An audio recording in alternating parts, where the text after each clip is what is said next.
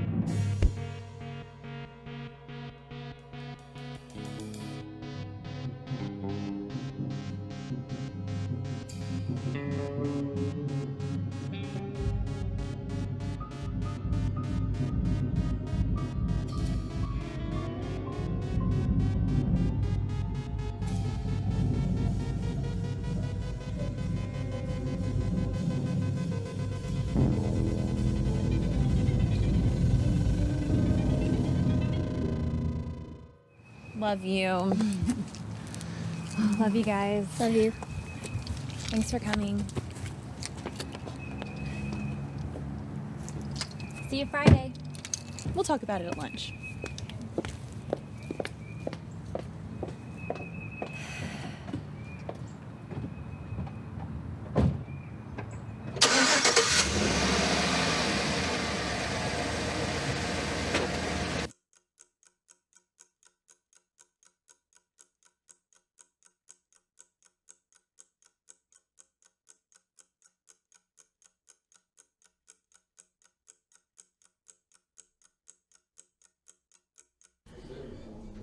She can't stay in this house by herself.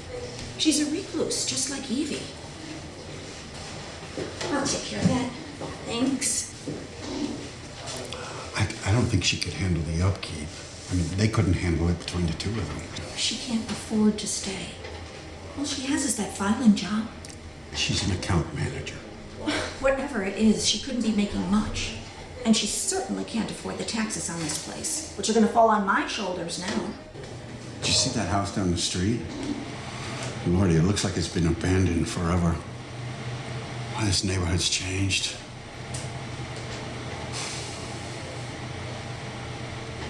I don't think she should live here alone. The police still aren't sure what happened the other night. They believe someone broke into the house, even though nothing was stolen.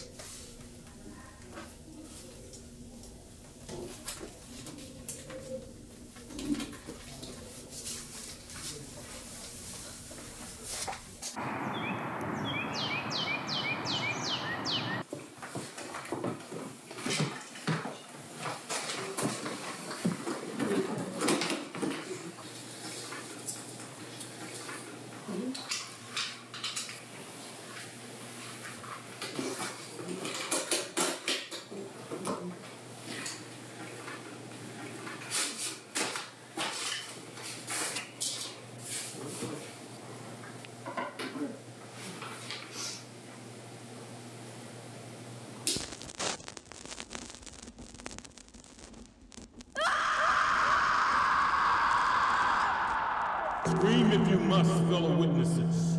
Shriek into the black night your cries of horror. But nothing will save you from the macabre tales that you have chosen to play on your turntable. Told directly from the spirits of the angry dead, you will hear their stories of violence, madness, and paralyzing horror. Now that you have entered the realm of the dead, you will never be able to... This is completely inappropriate! Agatha! They will turn it off! With you forever.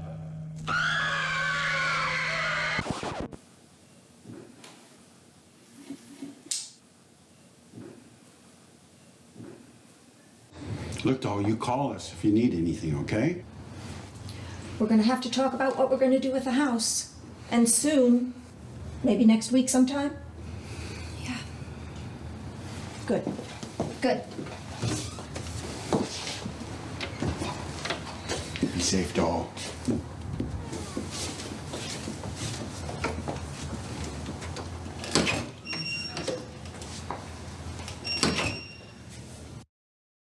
And that's when he saw it.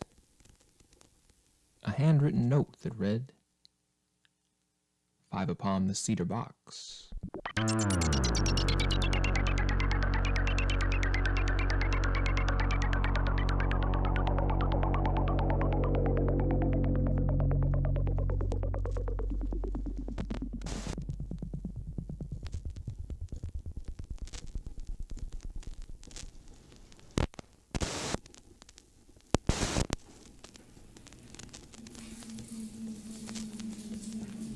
Have you ever seen something happen in your mind?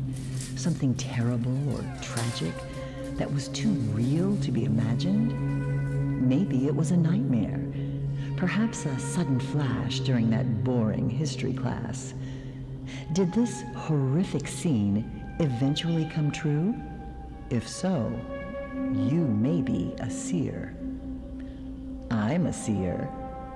I have seen many terrible and frightening things in advance.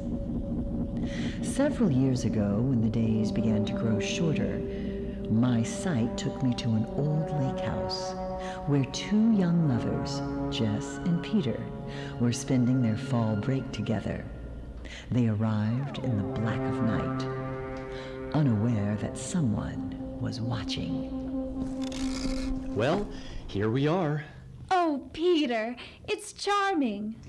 The lights to the kitchen are around here somewhere. Here we go. Oh, you were right. This was worth the 2-hour drive.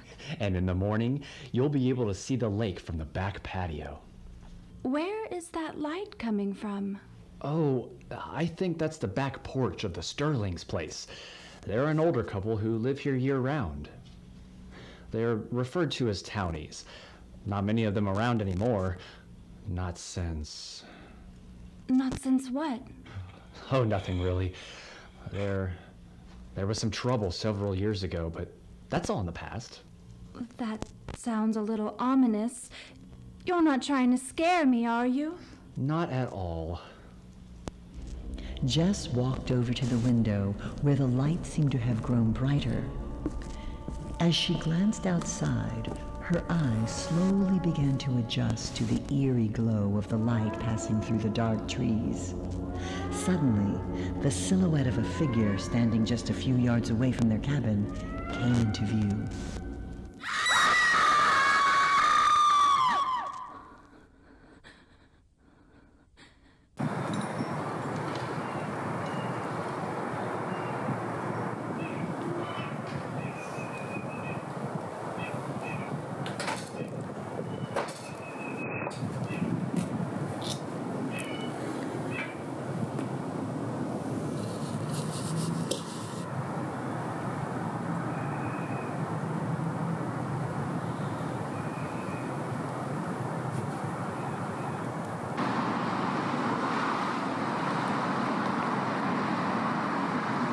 Mr. Riddle was having an affair with a woman in his office. It had been going on for some time, but no one in the office seemed to mind. No one liked Riddle much and appreciated anything that gave him a distraction. I'm surprised to see you here. I thought you were going to take a few days off. I had to get out of the house. Yeah, okay. Don't you eat the flowers I sent you? I did. Thank you. Well, let me know if you want some company later.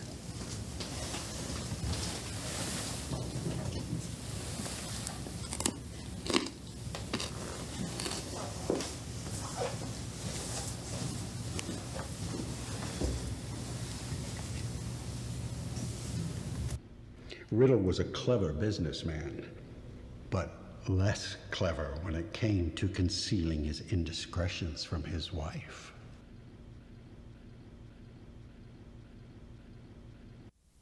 The two. After years of abuse from their psychotic father, the two teenage brothers had had enough. One night, after returning home from hours of drinking at the local pub, the patriarch passed out on the floor of his bedroom. The two siblings forced rat poison down the mouth of their unconscious father, ensuring he would never wake up again. Their hate for him so strong that they simply threw a sheet over his body and closed the door. Not even the putrid scent of his rotting corpse could compel them to ever touch him again. The dull noises that would sometimes come from his room, they attributed to maggots slowly devouring the body. This idea, never confirmed by either, gave them endless pleasure.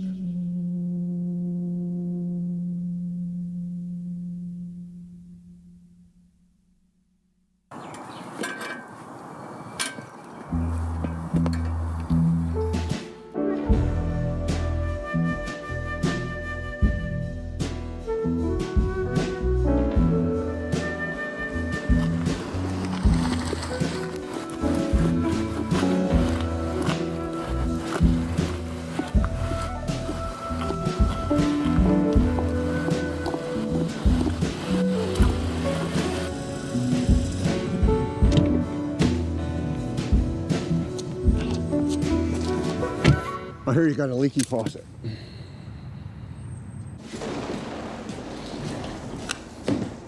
Sounds like a tsunami hit the living room. Just an old horror record Dad and I used to listen to. I found several stashed under Aunt Evie's bed. She absolutely hated them. It's a little strange she would have kept them for so long. I find them comforting.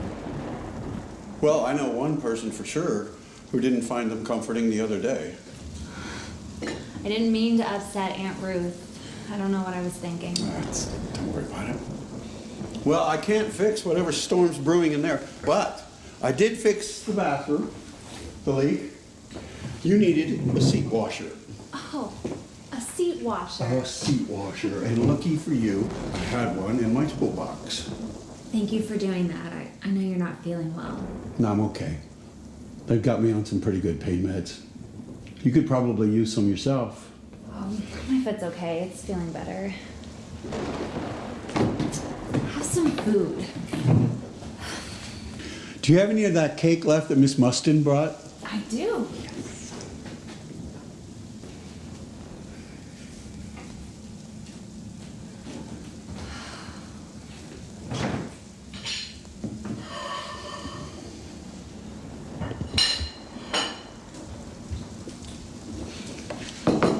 Thank you. So, when's the knee surgery again? Couple days. You know, I'm going to be out of commission for several weeks, and there's not going to be anybody to run interference between you and your aunt. No, we'll play nice. Aggie, she's serious about selling the house. She's got a real estate agent.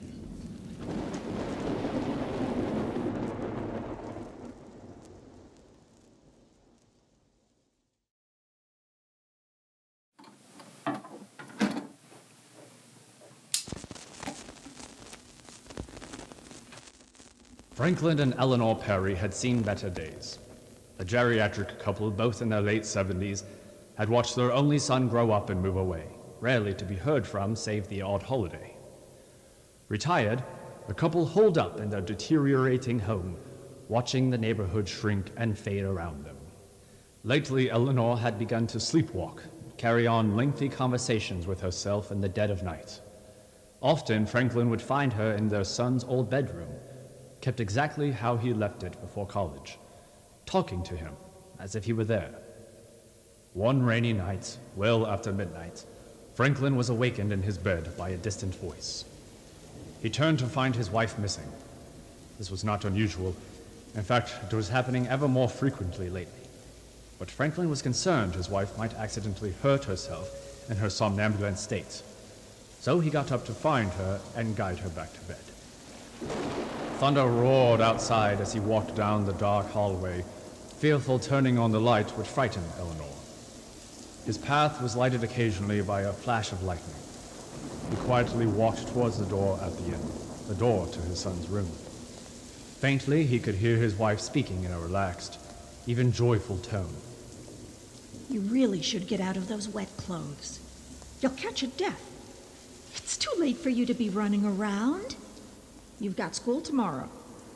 But then, Franklin heard something that froze his blood.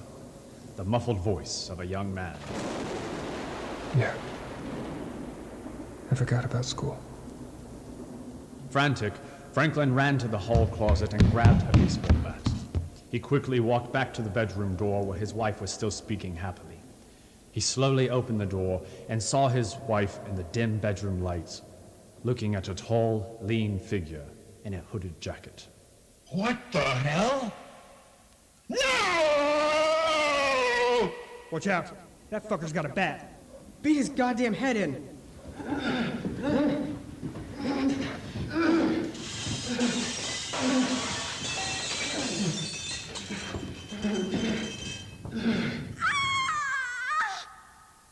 Who are you?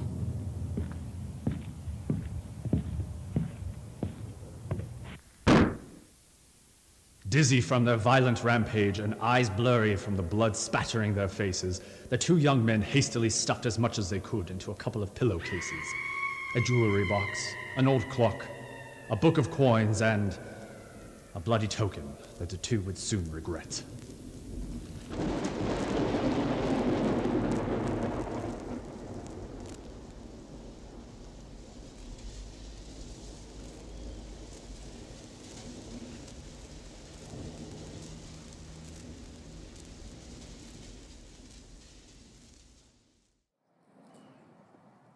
What's going on? Like, this doesn't happen in our type of neighborhood. Like, what's going on here? Right, I'm not exactly sure. We got detectives who they're going to figure it out, and we'll be able to put out a statement. In their garden yesterday.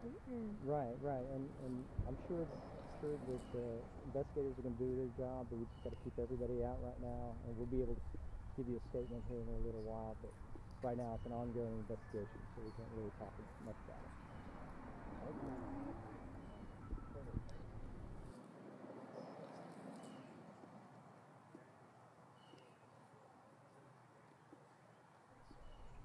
And that concerns me that we have situations like this going on in this neighborhood.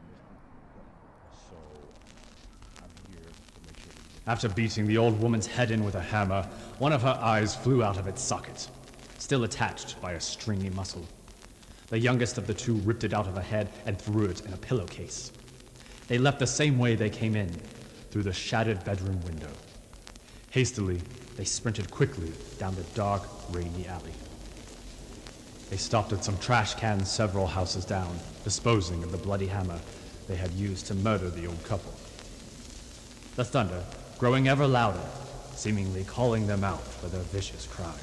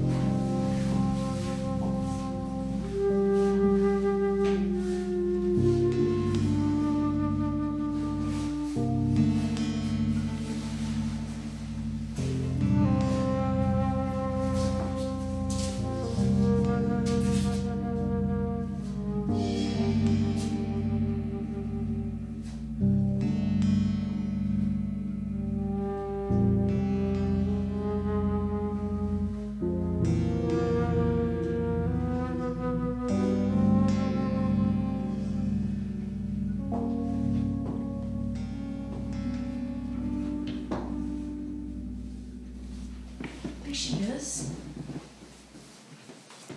Agatha, you remember Detective Ross? He was here the night of the incident. I do.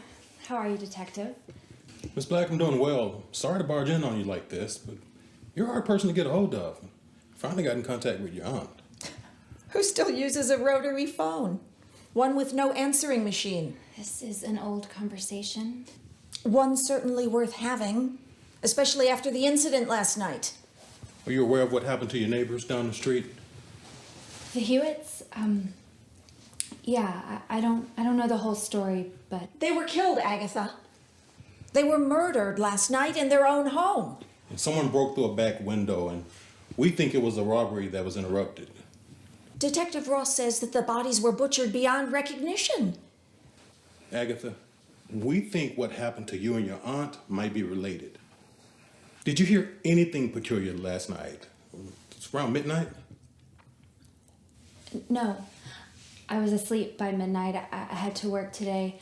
But I did see the crowd gathered this morning. Did you know the Hewitts very well? Not really. Aunt Evie knew them years ago, but they didn't really go out much within the last few years. Yeah. Mrs. Hewitt's rehab nurse found them this morning. Otherwise, no one would have discovered their bodies for days. Why don't I make us some tea?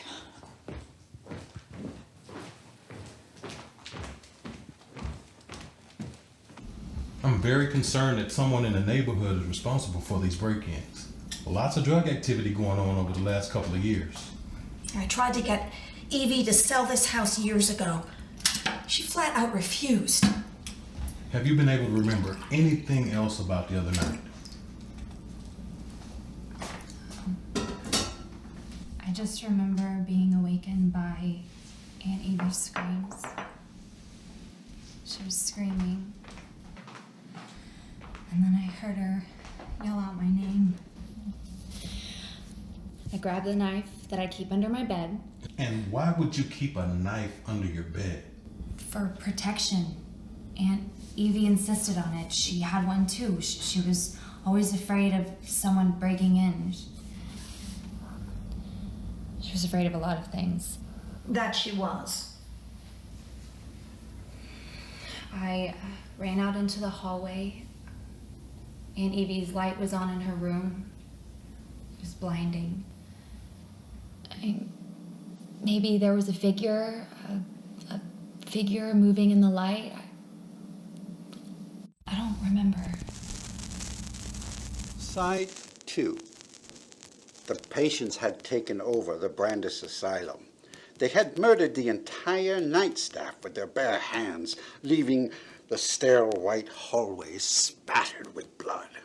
Dr. Raglan and Nurse Thomas, the only 2 staff members left alive, had locked themselves in the basement, hoping their hiding place would go unnoticed, hoping the frenzied psychotic mass would disperse.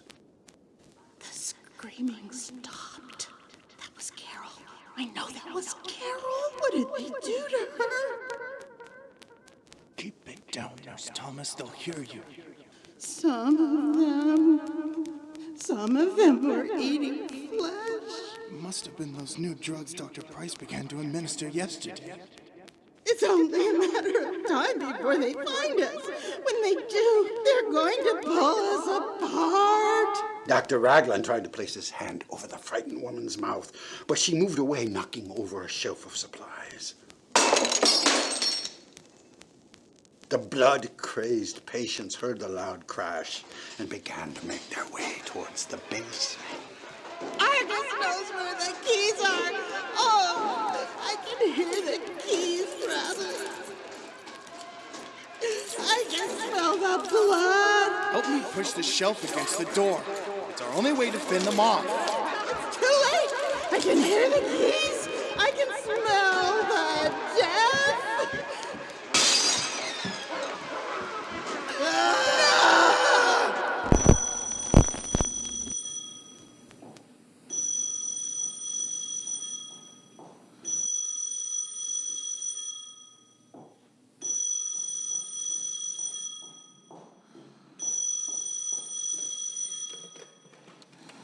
Hello? No. No, I'll have to call you back. Okay.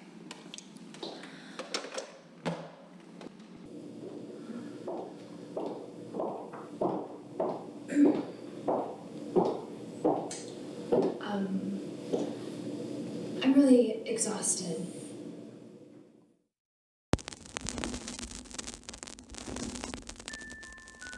Tommy was a rambunctious 8-year-old boy, not unlike other kids his age.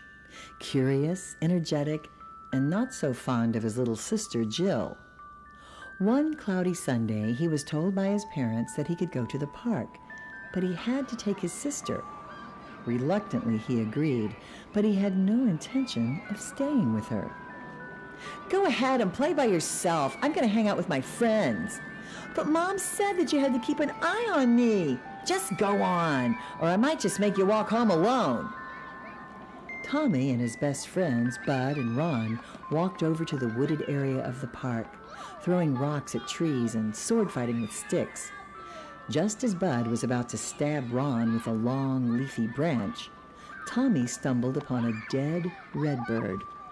"Hey guys, check this out. Oh, cool, a dead bird." The bird had been mauled by some animal.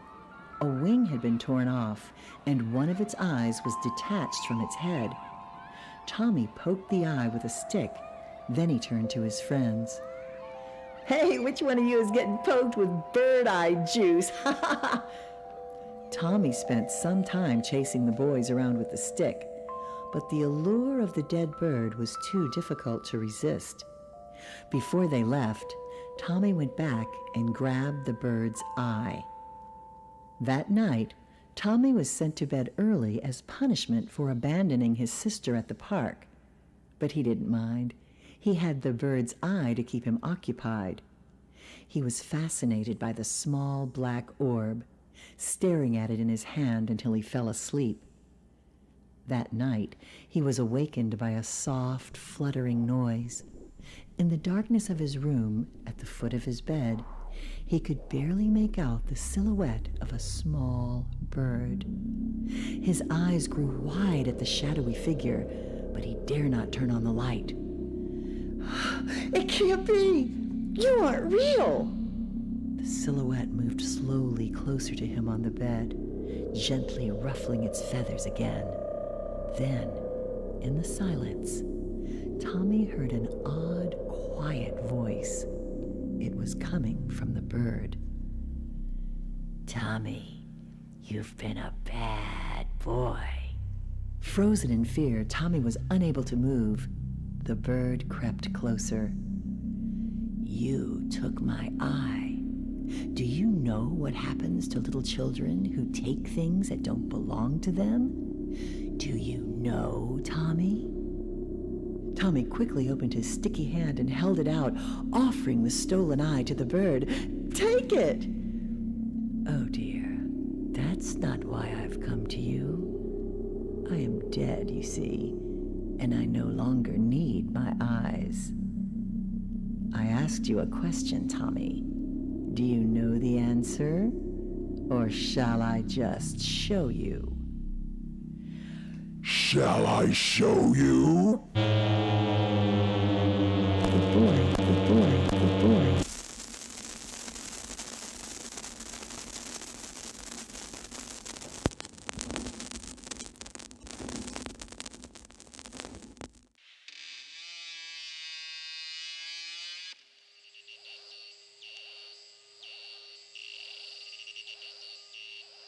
My God. The laboratory of a madman.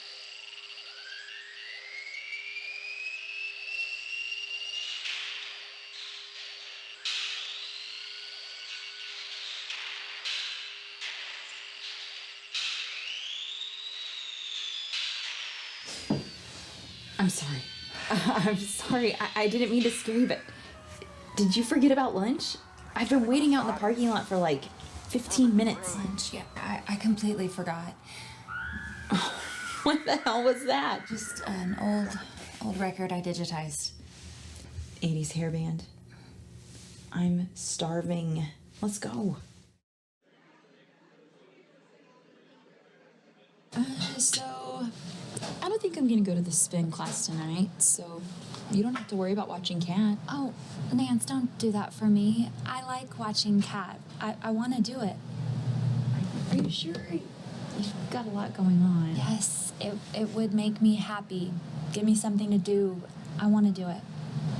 Okay. So, how are things at home? I mean, it must be a little bit lonely without Evie. She was a handful and everything, but... It's, a little weird. You must be so conflicted. She wasn't the easiest to live with. No. She was lucky to have you. We were both lucky, I guess.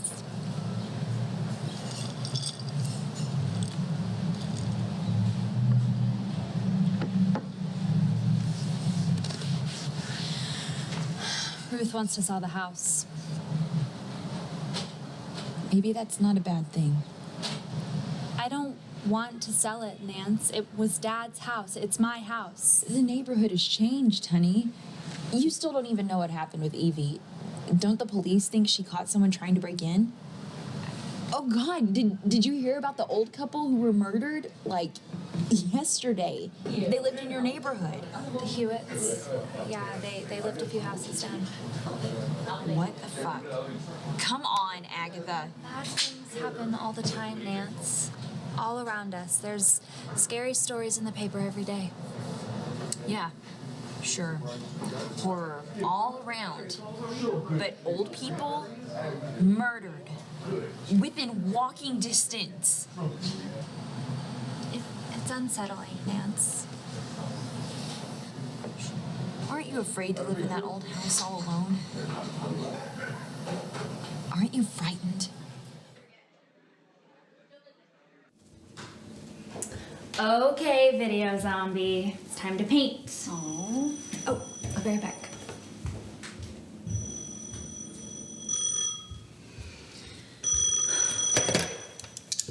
Hello?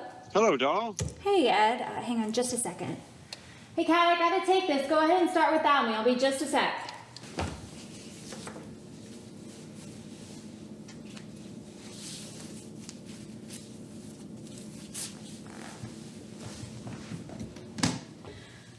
You ready for your big day? As ready as I'll ever be.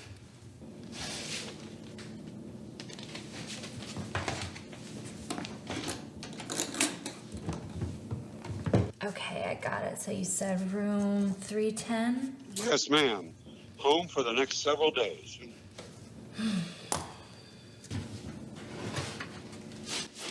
remember that hospital well.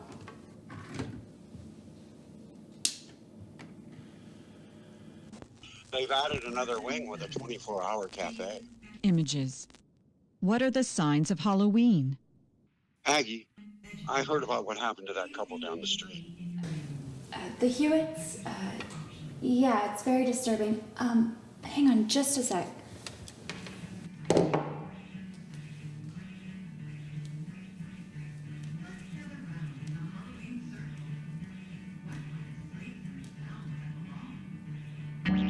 What can we bring to a Halloween circle?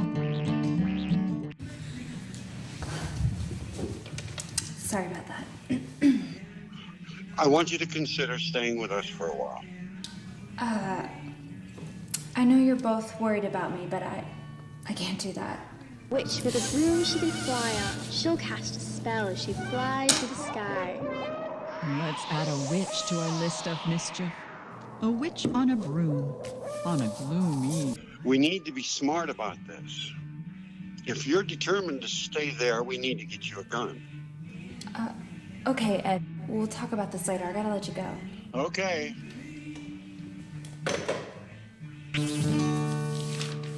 I'll bring a ghost to a moan and boo-hoo. My ghost is sad because he's afraid of the dark.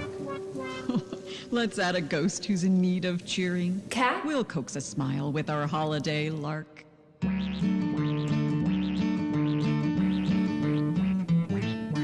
Jam is mixed in our Halloween ring. Tell us, Sarah, what will you bring? I'll bring a cat who is mad at the moon, fluffy with fur that is black as night. Oh, pity a kitty cross with the moon. His hiss and yowl sure to give you a fright.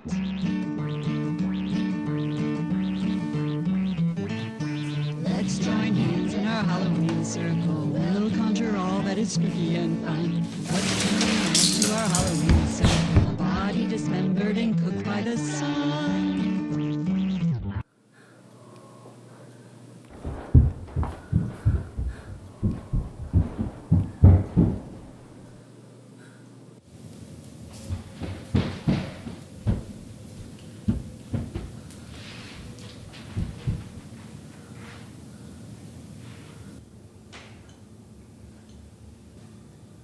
Cat?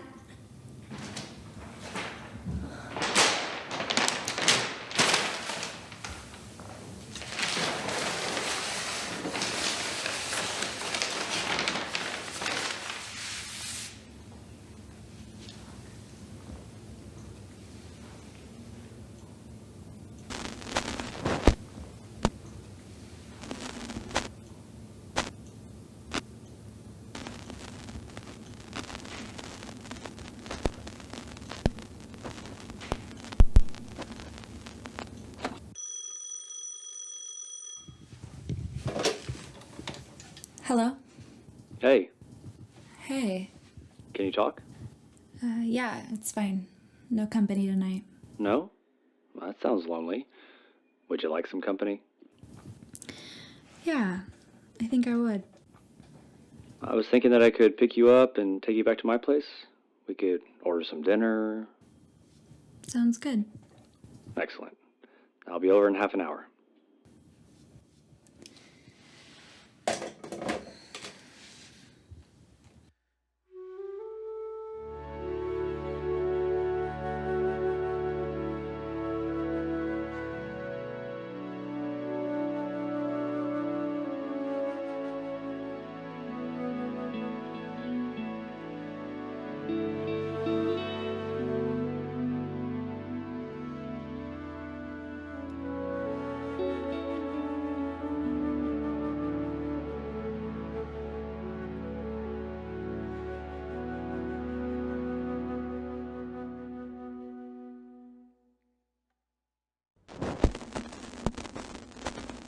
Anna had returned from her trip a day early, the long, dark drive back from the airport giving her time to prepare for her husband's always unpredictable reaction.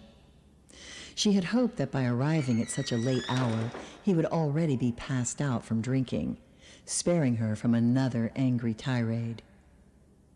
The house was uncomfortably still as she walked up the dark stairs to the bedroom. The dark shape that lay next to her husband caught her by surprise. She had seen the figure before, but only in her dreams. Only on nights when the beatings were bad. The figure suddenly sat up and looked at her in the darkness. The urge to flee the house was strong, but the figure was aware and was too close to Anna for her to escape without confrontation. But maybe if she hid and stayed quiet as death, the dark figure would not find her. Maybe if she disappeared into the shadows, she could escape once the sunlight broke through the windows. The dark figure would be forced to find refuge in the thin black cracks within the walls. Anna ran into the kitchen and hid inside the pantry, holding the doorknob tight. Why would it follow her there? She could hear the slight creaking of the wood floor as the figure moved methodically into the kitchen. It was there. It was aware, and it could sense her fear. In the moment before the inevitable horror, Anna released the doorknob. She was frozen, yet a voice within her began to whisper, a voice she had not heard in years, the voice of the old fear. Get away from me, dark figure. You can't have me. You watch me bleed and stare while the poo collects at my feet. You do nothing as I'm beaten down. You are nothing. You are nothing but a mute witness. I am not afraid of you. The voice of the old fear had returned, but now Anna was using it to defend herself from the figure. Was it too late? Or would she live to see the sunlight? All Anna Riddle knew for certain was that old fears rarely fade into the night.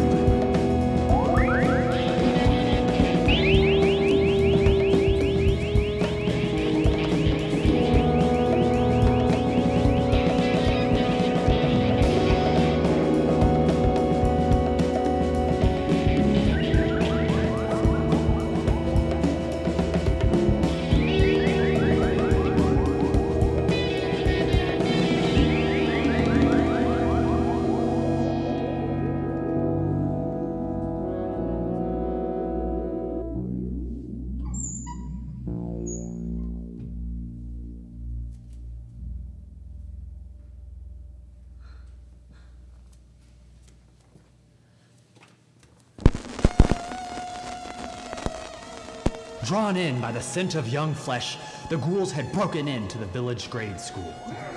It was night, and there were no students or faculty in the small building, but the creatures could still smell traces of flesh. Angry that they could not find the children, the ones who had disrupted their sleep that morning in the old church, they began to tear up the rooms in a frenzy of violence. They knocked down shelves and desks, books and papers falling askew on the floor.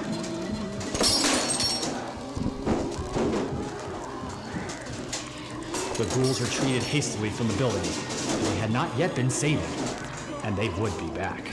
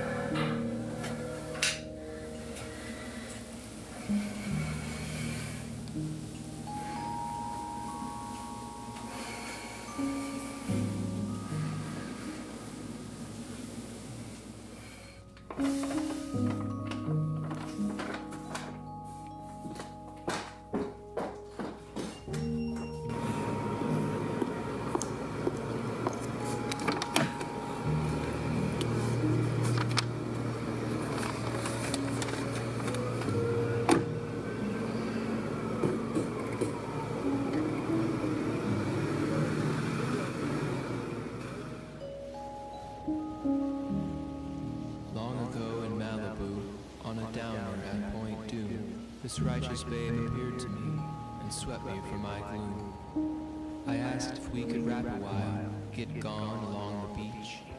She took my hand and led me to a love just out of reach.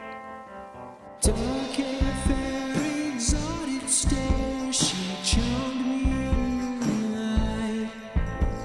Her floral mini dress was keen, her bar was out of sight. Poetic, vague, and winsome, dancing round my third degree. I should have known to up and split with this lingo laid on me. Be cool, babe. We've got the night to play. Let's stroll, babe. On with the crashing waves. It's true, babe. We'll never have the day. It's cruel, babe. We'll never get to say I love you. I asked her to come home with me. She turned away.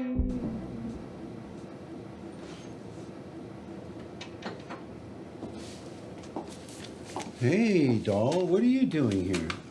Came to wish you good luck. To bring you the last of Mrs. Mustin's cake. Well, that's very sweet of you. I'm sure you have much more important things to do than visit your old uncle in the house of pain and suffering. I couldn't let that cake go to waste. What time's the surgery? Late afternoon, I think. Around 3 p.m. I don't know. I don't bother with that stuff. I'll let your aunt do all the scheduling. You okay, Aggie? It's been a little weird since... You miss Evie? This must be really hard for you. You're not alone in this, you know. You know, I think it would really do you some good to get out of that old house. I don't see why I have to move. The house is paid for. It's my home. You and Aunt Ruth don't need the money. It's not about the money, sweetie. More than anything, we're concerned for your safety. I meant what I said last night. When I get out of here, I'm going to loan you my gun. Say, did you ride your bike all the way into the city? No, I took a taxi. Why didn't you have Aunt Ruth bring you? I just decided to come this morning. It's fine. You need to get your license. You've got your aunt's old car. It still works great. Things would be so much easier if you could learn to drive. Yeah. Why don't you learn to drive?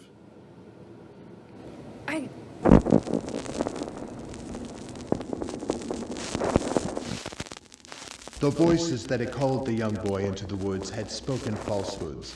They had led him to the home of the old midwife and coaxed him into slaughtering her and the young maiden who aided her in the work. His quest to kill the witch and rid the town of pestilence was thwarted by the very voices that had driven him to act. But were they the same? Perhaps the witch had influences of her own. The demonic laughter had chased the confused boy out of the cottage and into the stormy black night.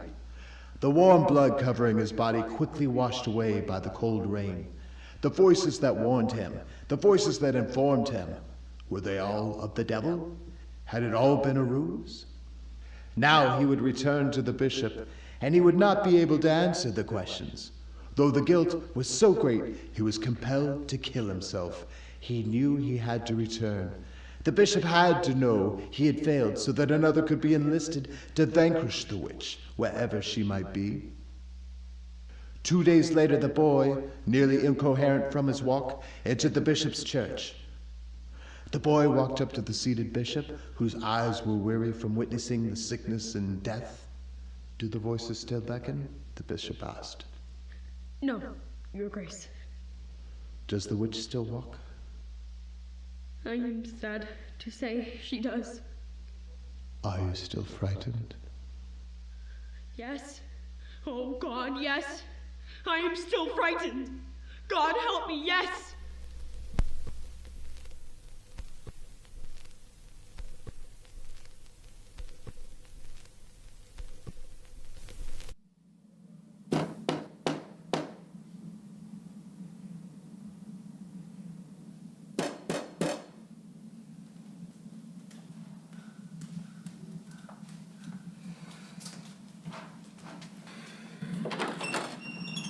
I've been calling all morning. Thought you might want these. Must have been quite a hurry to leave last night. Did Amy scare you away?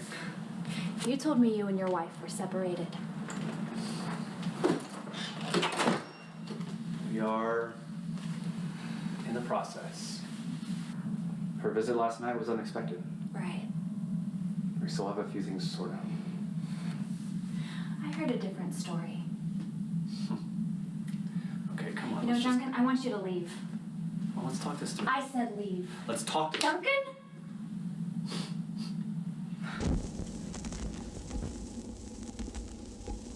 The uninvited.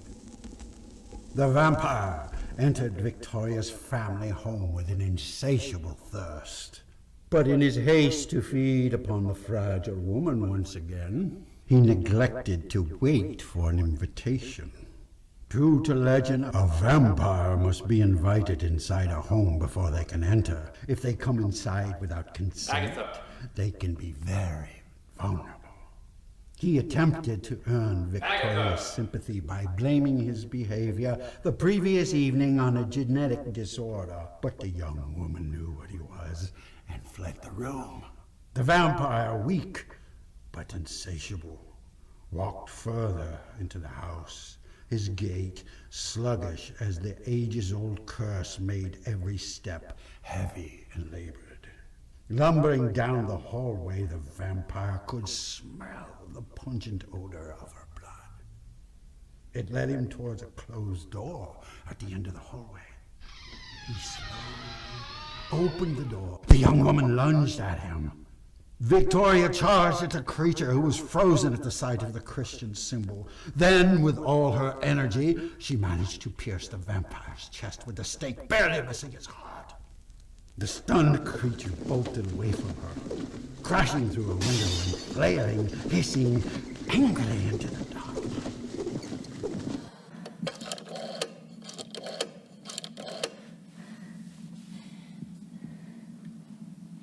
Hey, Nance, I got a favor to ask you.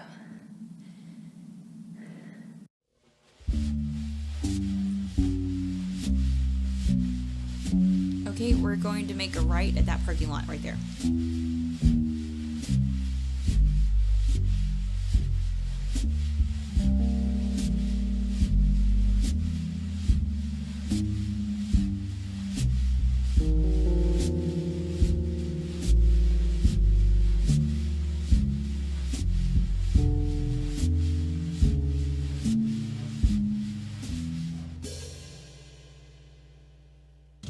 Not bad. Not good either, but not bad. Considering. Considering I didn't hit anyone or break anything. You did good, kid. I'm really proud of you. This is the perfect place to practice. You have no idea where we are, do you? It's a little familiar. This is where your dad's record store used to be. Oh, it's changed so much, but yeah, I see it now. Remember walking from school and getting Pop Rocks and a soda at the grocery store? Which used to be right there. And then we just spent hours listening to music with Dad until it was time to close the store. Your dad. Mr. Black was such a neat guy when he wasn't blitzed out of his mind. He had some bad days. It's Kat. Boy, that was a dumbass idea to get her a cell phone. What's for dinner, Mom? Crackers and soda water. Hey, Nance, was Kat okay last night when she got home? She was fine. But Doug was a little upset when he heard about the Hewitts. And he wasn't happy that I dropped her off at your house, what with all the murdering, you know. Understandable. Doug can just wait to get stoned after she goes to bed on Friday. I don't think I'm going to be there much longer anyway. Ruth is fixated on selling the place. It doesn't matter what I have to say about it. Ruth is a grade A bitch. Yeah, but a bitch that holds all the keys. You know, I don't think your dad would want you living there all by yourself. Actually, I think he would.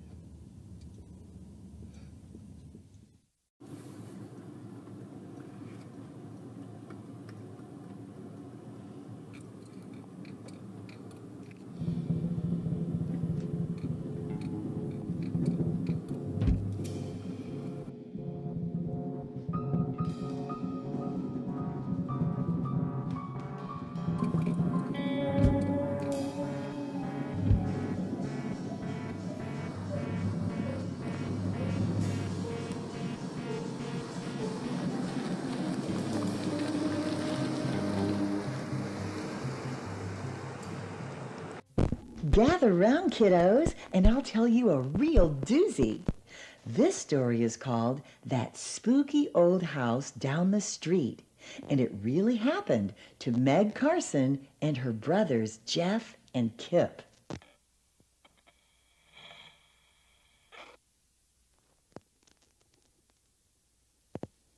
One chilly fall day, while Meg was sewing a new dress for her high school formal, her brothers ran inside the house in a panic. Meg! Meg! What on earth are you yelling about? Meg, Patches is trapped inside that spooky old house down the street. Are you sure, Kip? Jeff and I both saw him in the second-story window. Poor guy was meowing his head off, but no one can hear him. Gosh, how did he get in there? I sure don't know, but we can't just leave him. Well, if he got inside, he can find his way out. Meg, that place is haunted.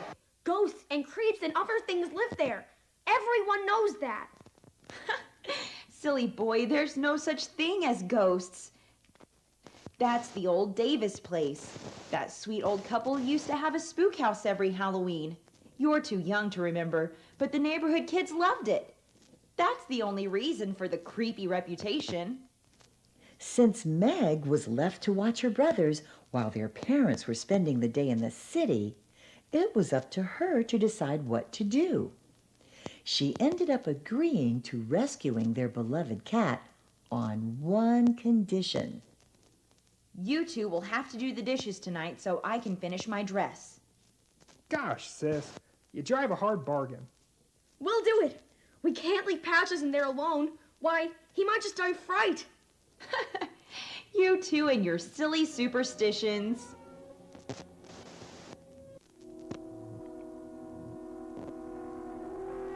Kip found an open window in the back of the house and crawled inside. Then he let his brother and sister in through the back door. Gosh, what a spooky place. How long did you say the house has been vacant? Mrs. Davis died about 5 years ago. Well, why is all the furniture still here? And what's with all the Halloween decorations? The three kids heard Patches crying upstairs. They walked up the creaky, spooky steps, and then came to a door with a sign next to it that read, "Inside this room rests the body of old Norman. He was poisoned by his children, and his body was left to rot. Some say his ghost still haunts this very room. Enter at your own risk." It does seem odd that all their furniture and spook house decorations would still be here. I guess Mrs. Davis must have died around Halloween. Well, I'm dying to know what's in that room. Jeff, don't you dare open that door. We shouldn't be in here anyway. What does it matter? I'm doing the dishes tonight anyways. I might as well have a bit of fun while we're here.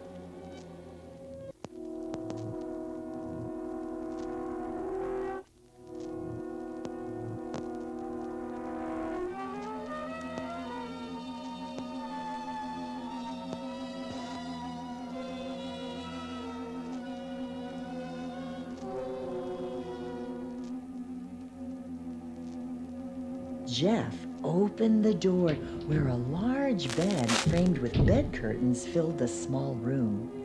He rushed over to the bed and pulled back the heavy fabric. Still under the covers was a plastic skeleton wearing a bed hat with Old Norman stitched into the top. It's just a dime store skeleton. Kind of looks like my homeroom teacher, Mrs. Weaver. Okay, fellas. This place is giving me the whim-whams. Let's find Patches and get out of here. Wait! What's that on the wall? Kip pointed to a shelf on the other side of the room. It was filled with bowls of old candy and treats. In the middle was a glass jar with a skull and crossbones label on the side. Looks like more spook house nonsense. Next to the shelf was a sign that read, "On this shelf was the poison used to kill Old Norman. The candy and cookies were left by a one-eyed gypsy. Eat at your own risk." I wonder if the candy's still good. Kip Rogers, don't you dare touch that. It might be safer to eat whatever's in that container with the skull and crossbones. The kids walked quickly into the hallway, then entered the first open door on the right. The room was still accented with aging Halloween decorations. Fallen streamers stuck to walls next to paper witches and jack-o'-lanterns. Patches! Where are you, pal? Patches! Oh, Patches! I'm sure he's upstairs. That's where we saw him earlier. Yep, he's upstairs all right. Okay, fellas, let's make it quick. Wait, another note.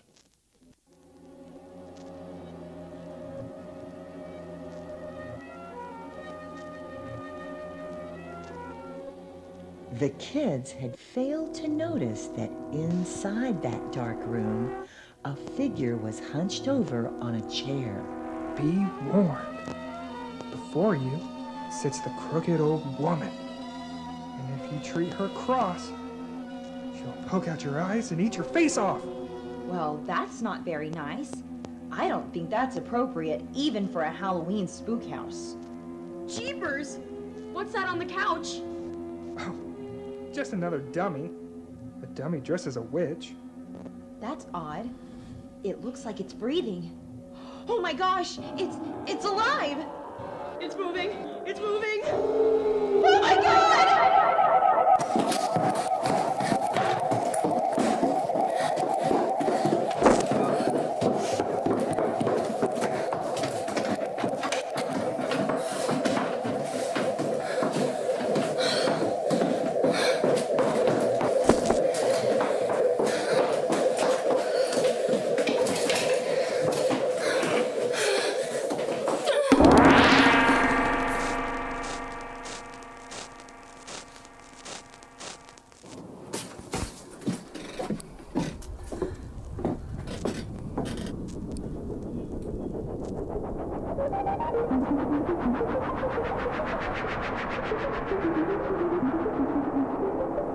It was the old vacant house at the end of the street, the house that no one dared to enter.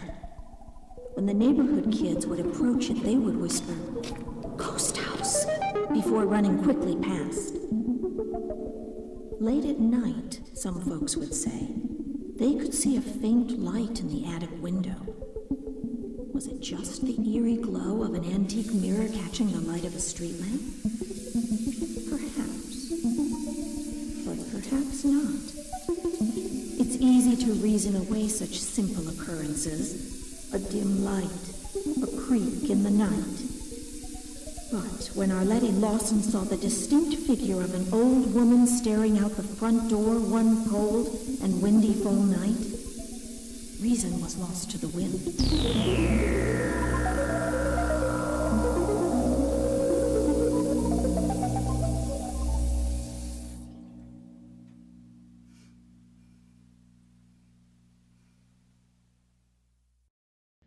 Esther had fled the old gypsy's carriage, barely escaping with her life.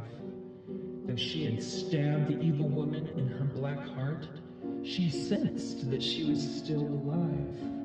But how could she be? How? She had plunged the knife deep into her body. But as Esther ran through the sleepy village, she knew intuitively that the cursed old criminal was still alive. It was true. Esther was a seer, and she could see it all. She could see the old gypsy writhing in pain with the knife still embedded in her heart. She could see the wicked old woman moaning as the black pool of blood under her grew bigger. And she could see that the woman was not dead. She would not die. At least not tonight. And somehow, worst of all, she knew that she would be seeing her again. And soon. It's in my name, so I have final say in what happens to it. It's our family home. What would Dad and Aunt Evie say? They would want what's best for you. Oh, what's best for me? That lovely old couple was murdered just down the street from you. Both bludgeoned with a hammer. And the police suspect that you were being robbed the night that Evie died. That doesn't bother you? I'm not afraid to live there. But you're not living there, Agatha. You're hiding there. It's not your fault, honey. You were raised by a woman who was terrified of the world. When your father died, I should have stepped up, but you and Evie were so close. You raise me? That's not in your nature. Evie got me by default. I was fucked either way. You're just like your father.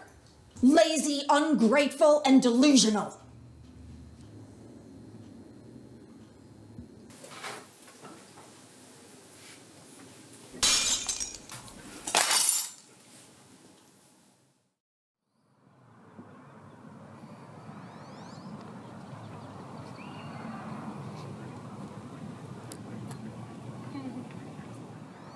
I've found a realtor, and we're proceeding with this next week.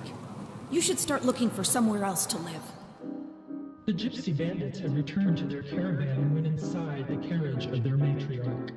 They were shocked to see her lying on the floor in a pool of blood. There was so much blood that the two men were certain she was dead. But she opened her eyes and grinned. It was the girl, Esther. Be mindful of her. She is a seer and can hear the voices. They tell her things she is not supposed to know. We must go and get her. We must stop her from removing the curse. The bandits set the bleeding woman up, wiping the blood off her face. Remove the blade from my chest, then quickly wrap me up in wax parchment and put me on a horse. We'll ride to the village and find her together. If we cut out her heart and devour it while it is still filled with blood, we will have the power to see just as she does.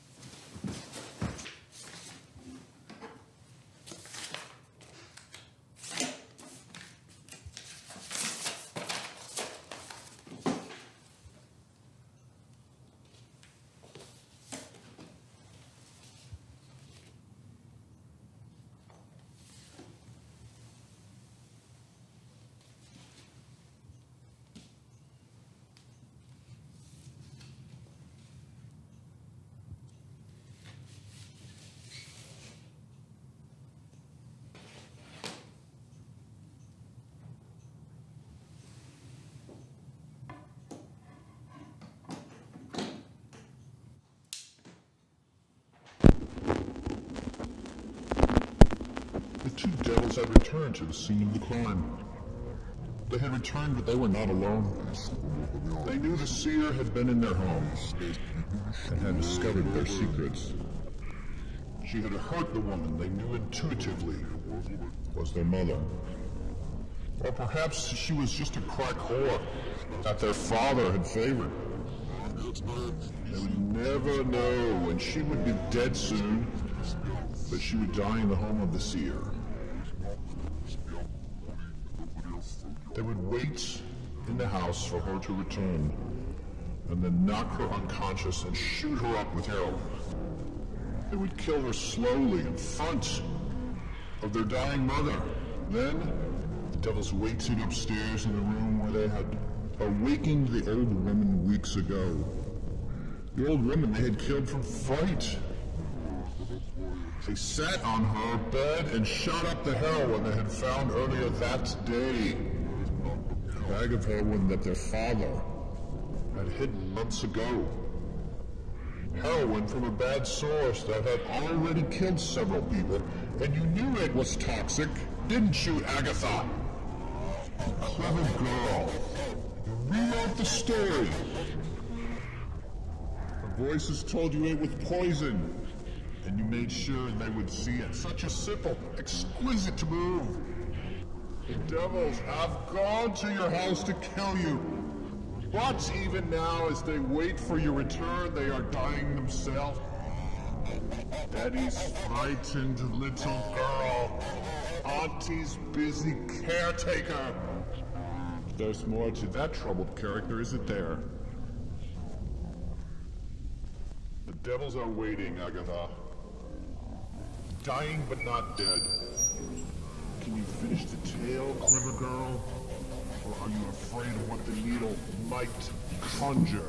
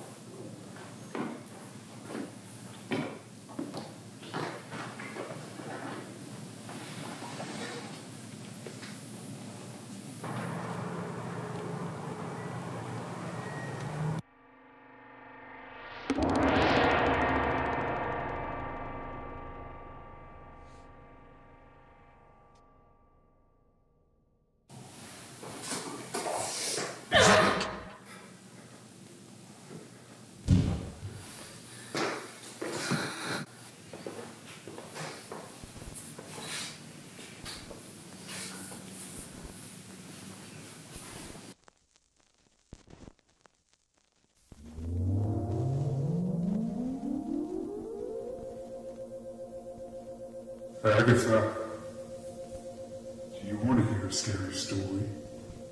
It's a good one. A real shocker. Sure to give you the whim-whams. There was a little girl whose mother was eaten from the inside by disease. Poor mommy was dead before the child could even walk. father and her aunt, the family home. Daddy loved her very much. But he was sad and lonely and never got over the death of his wife. So sad he was that one dark and stormy night, he took a drive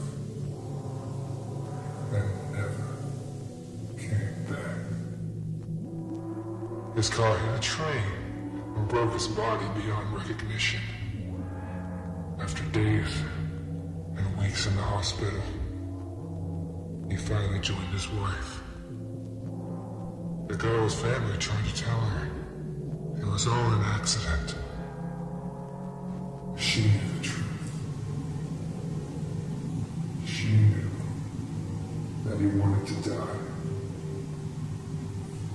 She knew deep inside that he chose to leave. That he chose to leave her all alone. The girl came from him. She stayed with her aunt in the sad house, now filled with ghosts that tormented and haunted and kept her from smiling. As the girl grew older, she became more afraid.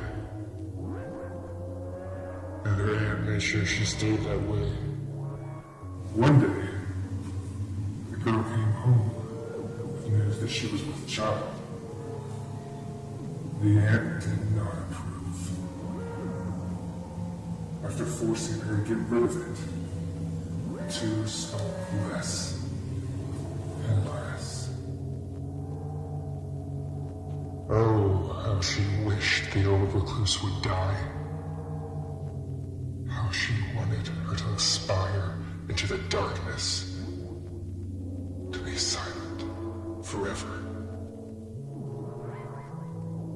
And one night, her prayers were answered. The frightened girl was awakened by her aunt screaming her name. Sensing something sinister, she grabbed a knife and walked towards the old woman's room.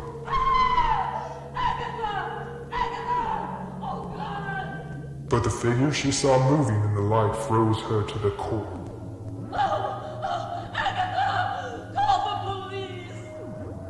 She couldn't move. She couldn't breathe. What horror was there moving about? The frightened girl blacked out as the two figures left the room and moved towards her. Minutes or hours later, the girl came to, sensing a sharp pain. She had dropped the knife and it had pierced her foot.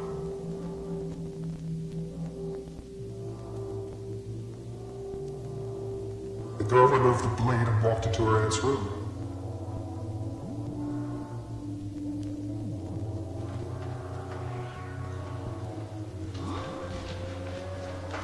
The old woman was barely alive. The aunt attempted to speak, but couldn't get out the words. Suddenly, a noise came from underneath the bed, startling the girl. A box of old record albums that the aunt had hidden away had broken open. Records the girl had shared with her father. Moments of bliss that the aunt had denied her. Instead of helping the old woman, she set up her record player next to the bed. She listened to the stories as she watched her aunt die slowly. A chorus of witches singing the bitter old woman into the blackness. Scary stuff, isn't it, Agatha?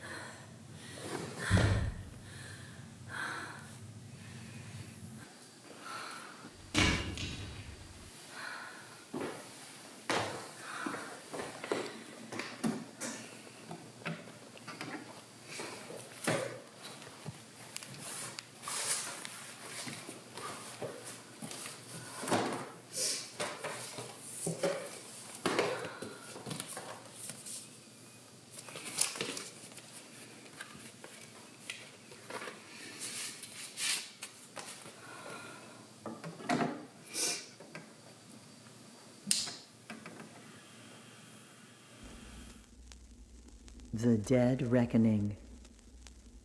She had searched the old cemetery for a fresh grave throughout the night.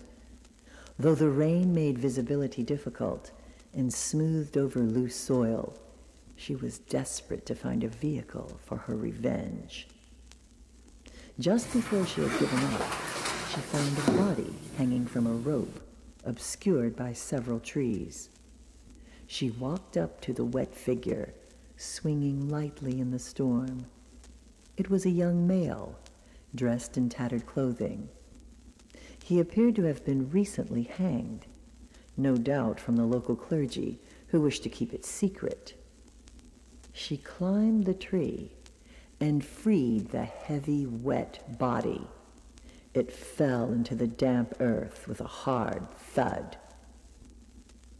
Once she had the man laid flat on the ground, she began saying the incantation. Demons of anger, I call upon you to crawl out from the darkness and commune with your sister in pain. Receive this vessel I offer unto you, and help me rain vengeance upon my oppressors. The dead man choked in a sudden breath of air, opened his eyes, and clumsily brought himself to his feet. Lightning flashed, and the witch caught a glimpse of his scarred face and misshapen body. He would make a fine slave, and soon all the people who had wronged her would die horrible, painful death.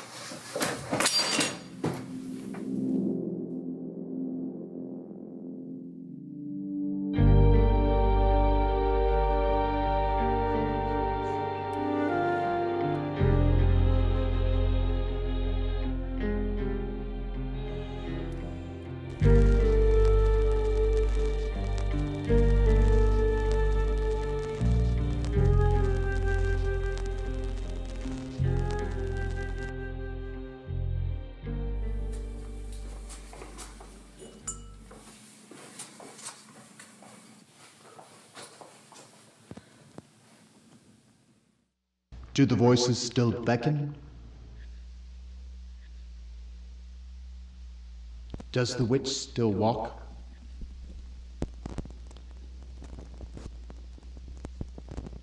Are you still frightened?